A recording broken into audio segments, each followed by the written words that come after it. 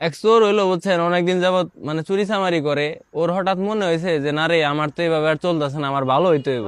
वो अलग ही लेवल का এখন बंदा था। হালায় ভালো যে হইব, কার মাধ্যমে হইব কার মাধ্যমে হইব কোনো লোক পায় না। মানে আশেপাশে যত লোক দেয় সব হলো মনে করেন 2 নাম্বার। अच्छा।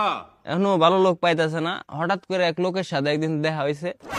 এখন ওই লোক রে কইতাছে, কয় ভাই, আমি তো আগে চুরি চামারি করতাম, এখন আমি ভালো হইবার চাই, কার মাধ্যমে ভালো হমু? এখন ওই লোক কইতাছে, কয় তুমি এক কাজ করতে পারো, তুমি যে মসজিদের ইমাম সাহেব আছে না, ইমাম সাহেবের কাছে যাও।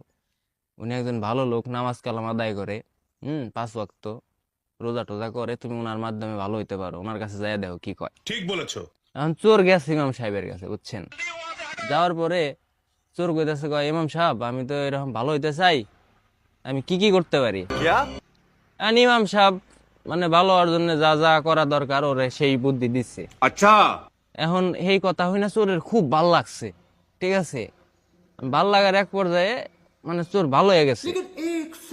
এখন ইমাম সাহেব যে মনে করেন ওই যে জুব্বা টুব্বা পরে, তারপরে মাথায় পাগড়ি পুগড়ি পরে, এই জিনিসটা ওর খুব নজর কাটছে, বুঝছেন, চোরের। এখন এই চোর হইলো একটা জুব্বা বানাইছে, একটা পাগড়ি কিনছে। এখন চোর হইলো জানে না যে জুব্বার নিচে হইলো লুঙ্গি পরছে ইমাম সাহেব, আবার ওই পাগড়ির নিচে টুপি পরছে। আর চোর তো মনে করেন খালি জুব্বা কিনে নিয়ে আইছে, আইনা পরছে, নিচে লুঙ্গি পরে নাই, বাইগান আবার পাগড়ি পরছে, পাগড়ির নিচে টুপিও পরে নাই। আর চোর মনে করেন জীবনে কোনদিন নামাজ কালামও পরে নাই, ওর নিয়ম কানুন কোনো কিছুই জানে না।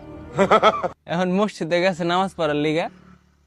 নামাজ পড়ার যাওয়ার পরে ইমাম সাহেব হইলো, ইমাম সাহেব সচরাচর মনে করেন সামনে দাঁড়ায়, এটাই স্বাভাবিক। আর সামনে দাঁড়াইছে, দাঁড়ায় নামাজ পড়াইতেছে। হ্যাঁ, তার পিছনে হলো চোর খাড়াইছে। আর চোরের পিছনে আবার এলাকার যত পুংটা পোলাপান আছে না, যেগুলো মসজিদে যায়, ছোট ছোট পুংটা, হেডি খাড়াইছে। এখন ইমাম সাহেব মানে যখন সেজদা দিছে, তখন হলো চোরও সেজদা দিছে। আর চোরের তো জুব্বার নিচে মনে করেন কোনো কিছু নাই, লুঙ্গি মুঙ্গি নাই।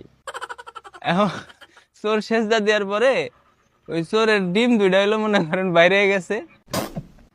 ওই পিছে যে পুংটা পোলাবান আসলে পুংটা পোলাবান ঠাস করে এমনি খপ করে ডিম দুইটা মনে করেন যে চাপ দিয়ে ধরে রাখছে। এখন চোর তো ব্যথায় কুকড়ায় যাইতেছে, কিছু কয়া পারতেছে না। এখন চোর মনে করছে এটা একটা নিয়ম। চোরের সামনে আমার ইমাম সাহেব, চোর করছে কি ঠাস করে ইমাম সাহেবের ডিম ধরছে। হ্যাঁ, এখন ধরার পরে ইমাম সাহেব তো ব্যথা পাইছে, ইমাম সাহেব তো অমনি রয়েছে, বুঝছেন। এখন পোলাপানও ছাড়ে না, ইমাম সাহেবও ছাড়ে না, এই চোরও ছাড়ে না, পোলাপানও ছাড়ে না, বুঝছেন। এই পরিস্থিতি এখন সিজদা মিজদা দেয়া লাইছে। দেওয়ার পরে চোর তো মনে করছে যে হাই হেরে, এটাই মনে হয় একটা নামাজের নিয়ম, চিপ দিয়ে ধরে রাখা লাগবো, বুঝছেন।